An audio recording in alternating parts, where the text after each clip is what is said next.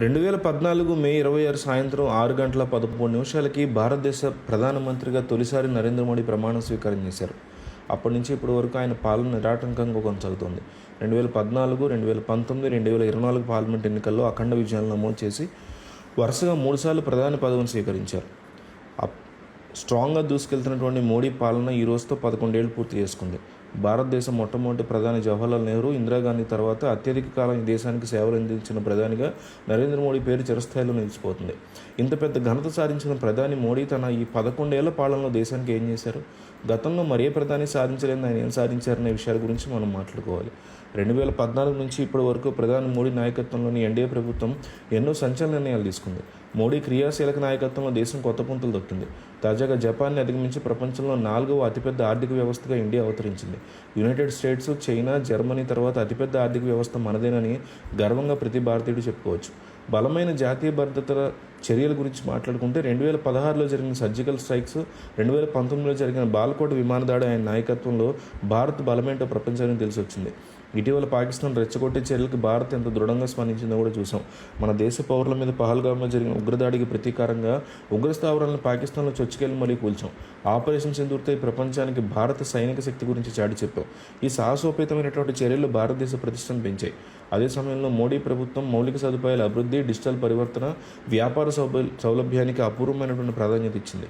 భారత మాల highway network, smart సిటీలు, రైలు, వాయు కనెక్టివిటీ, వేగవంతమైనటువంటి విస్తరణ వంటి ప్రాజెక్టులు భారతదేశ స్థాయిని పెంచడంలో దోహదపడ్డాయి.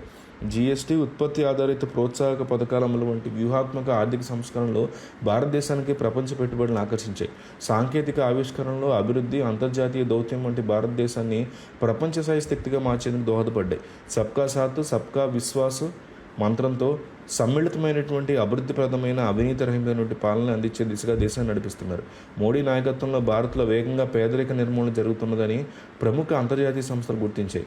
నీతి ఆయోగ్ తాజా నివేదిక ప్రకారం గత 9 ఏళ్లలో దాదాపు 25 కోట్ల మంది పేదరికం నుంచి బయటపడ్డారు. పేదరికాన్ని నిర్మూలించడానికి భారత ప్రభుత్వం చేపడుతున్న ముఖ్యమైన కార్యక్రమాల్లో ఈ అద్భుత విజయానికి కారణమయ్యాయి. ప్రస్తుతం ప్రపంచంలో అతి పెద్దదైన ఆరోగ్య సంరక్షణ కార్యక్రమం ఆయుష్మాన్ భారత్ నిర్వహణకి భారతదేశం వేదికైంది. 50 కోట్ల మంది భారతీయులకు వర్తించే ఆయుష్మాన్ భారత్ పేదలకి, మధ్యతరగతి ప్రజలకు భరించగల స్థాయిలో నాణ్యమైనటువంటి వైద్య సేవలను సమకూర్చుతోంది. భారతదేశంలో ఆరోగ్య రంగం మీద ప్రజల్లో ఉన్న అతిపెద్ద అసంతృప్తిని ఆయుష్మాన్ భారత్ తొలగించిందని ప్రపంచ ప్రతిష్టాత్మక ఆరోగ్య జనరల్గా పేరొందిన లాన్సెట్ ప్రశంసించింది. సార్వత్రిక ఆరోగ్య సంరక్షణని ప్రాధాన్యత స్థానంలో నిలపడమే ప్రధాని మోడీ ప్రయత్నమని ఈ పత్రిక గుర్తించింది. ఆర్థిక కార్యకలాపాలు దూరంగా ఉండిపోవడమే పేదలకు పెద్ద శాపమని గుర్తించిన మోడీ ప్రభుత్వం ప్రతి ఒక్క భారతీయునికి బ్యాంక్ ఖాతా అందించే లక్ష్యంతో ప్రధానమంత్రి జన ధన్ యోజన ప్రారంభించింది. ఇప్పటికే 35 కోట్ల మందికి పైగా జన్ ధన్ ఖాతాలు అందుకున్నారు. ఈ ఖాతాలు బ్యాంకింగ్ సదుపాయాలు అందుబాటులో లేని వారికి బ్యాంకింగ్ చేరువలో చేయడంతో పాటు సాధికారత కూడా తలుపులు తెరిచింది. సమాజంలో నిరాదరణకు గురవుతున్నటువంటి వర్గాల వారికి బీమా, పెన్షన్ అందించే జన సురక్ష కూడా ఆవిష్కరించారు. ఈ జమ్ ట్రినిటీ, జన్ ఆధార్ మొబైల్ మధ్య దళారీలను నిర్మూలించి సాంకేతిక విజ్ఞానం అందించడం ఆధారంగా పారదర్శకత్వాన్ని, వేగాన్ని తీసుకొచ్చింది.